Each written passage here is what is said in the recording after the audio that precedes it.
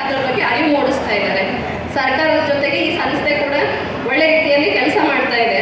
ಅದಕ್ಕಾಗಿ ಇವತ್ತು ಮಹಿಳೆಯರಿಗೆ ಎಲ್ಲಾನು ನಾಲೆಜ್ ಬರ್ತಾ ಇದೆ. ಆಮೇಲೆ ಇನ್ನೊಂದು ವಿಷಯ ಏನಪ್ಪ ಅಂತಂದರೆ, ಮಹಿಳೆಯರಿಗೆ ಈಗ ನಾವು ಏನು ಮಾಡ್ತೀವಿ ಅಂದರೆ, ಇವಾಗ ನಾವೆಲ್ಲರೂ ಎಜುಕೇಟೆಡ್ ಇದ್ದೀವಿ, ಆದರೂ ಕೂಡ ಏನಾಗ್ತಾ ಇದೆ ಅಂತಂದರೆ ಮಹಿಳೆಯರಿಗೆ ಬೇಕಾಗಿರುವಂಥ ಸ್ಥಾನಮಾನ ಸಿಗ್ತಾ ಇಲ್ಲ.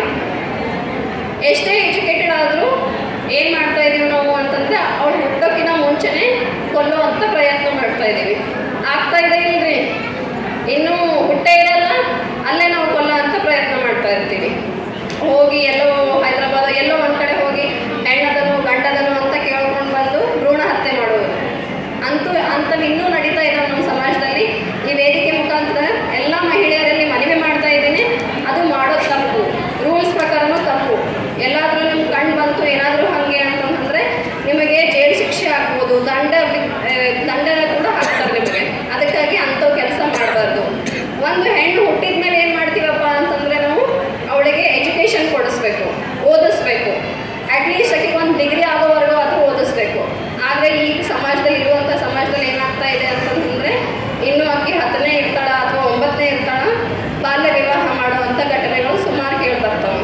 ನಿಮಗೂ ಗೊತ್ತಿರ್ತದೆ, ಮನೆಯಲ್ಲಿರುವಂಥ ಮಹಿಳೆಯರು ಏನು ಮಾಡ್ತೀವಿ ಅಂತಂದರೆ, ಎಲ್ಲಿ ಓದಿಸೋದಪ್ಪ, ಮದುವೆ ಮಾಡಿಕೊಟ್ರೆ ಮುಗೀತು, ನನ್ನ ಕೆಲಸ ಮುಗೀತು ಅಂತ ವಿಚಾರ ಮಾಡ್ತೀವಿ. ಅದು ವಿಚಾರ ಮಾಡೋದು ತಪ್ಪು. ಬಾಲ್ಯ ವಿವಾಹ ಮಾಡಿದ್ರಿ ಅಂತಂದರೆ ಅದಕ್ಕೂ ಕೂಡ ಜೈಲು ಶಿಕ್ಷೆ ಇರ್ತದೆ, ಅದಕ್ಕೂ ಕೂಡ ದಂಡ ಹಾಕ್ತಾರೆ.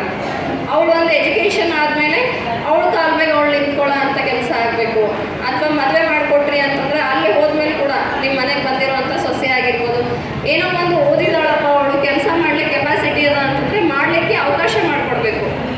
ಹೆಣ್ಣಿಗೆ ಹೆಣ್ಣೆ ಶತ್ರು ಅನ್ನೋ ರೀತಿಯಲ್ಲಿ ಮನೆಯಲ್ಲಿರುವಂಥ ಹೆಣ್ಮಕ್ಳೇ ನಾವು ಏನು ಮಾಡ್ತೀವಿ ಅಂತಂದರೆ, ಓದಿಸಲ್ಲ, ಕೆಲಸ ಮಾಡ್ಲಿಕ್ಕೆ ಬಿಡಲ್ಲ, ಅಥವಾ ಜಲ್ದಿ ಮದುವೆ ಮಾಡೋದು, ಅಥವಾ ಹುಟ್ಟೋಕ್ಕಿಂತ ಮೊದಲೇ ಕೊಲ್ಲೋದು, ಈ ರೀತಿ ಎಲ್ಲ ನಾವು ಸರ್ಕಾರ ರೂಲ್ಸ್ ಮಾಡಿದೆ.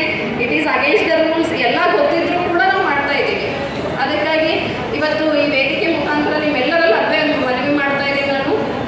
ಹೆಣ್ಣು ಮಗುವಿಗೆ ಹುಟ್ಟಿದ ಮೇಲೆ ಗಂಡು ಮಕ್ಕಳಿಗೆ ಯಾವ ರೀತಿ ನೋಡ್ತೀವಿ, ಹೆಣ್ಣುಗೂ ಆ ರೀತಿಯೇ ನೋಡಬೇಕು. ಹೆಣ್ಣು ಗಂಡು ಸಮಾನ ರೀತಿಯಲ್ಲಿ ನೋಡಿದಾಗ ಮಾತ್ರ ಸಮಾಜದಲ್ಲಿ ಉತ್ತಮ ರೀತಿಯಾಗಿ ನಾವೆಲ್ಲರೂ ಬೆಳೀಲಿಕ್ಕೆ ಸಾಧ್ಯ ಆಗ್ತದೆ.